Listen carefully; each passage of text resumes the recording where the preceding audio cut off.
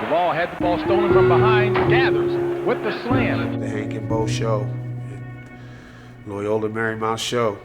Once they hit that campus, man, it just a whole new way of living came up to Westchester, California. What a great player he was, and what a great team that was, and compete against him. He was a ferocious competitor. I always remember that. The guy was kind of invincible guy as a player. I mean, he played so hard and with such a passion. He was the, you know, they say he's the heart of that team. If you saw the basketball side of him, you would think he was an animal, you know, a beast, you know, the way he played ball. But you catch him off, you know, off the court. He was a very loving, kind, giving individual. He had a charisma that went beyond the scope of description, and that everybody that came in contact with him knew that about him. He wasn't a selfish person. He was a good kid.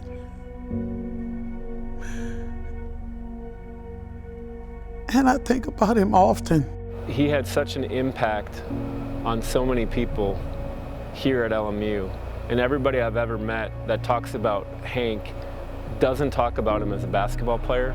They talk about him as this larger-than-life figure and what his love of life was like, more so than anything he did on the basketball court. And the impact that he had on so many people is just powerful.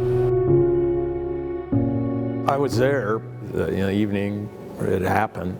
I was at the game when it happened. I was sitting about 20 feet away on the baseline, so I saw it clear as day. That's unfortunately a day that I'll never forget.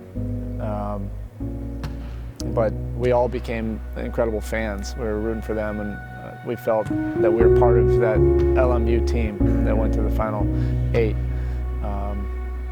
And all of it in honor of Hank Gathers. That team meant so much, not just to LMU, but to college basketball. And it's one of the greatest stories in sports history.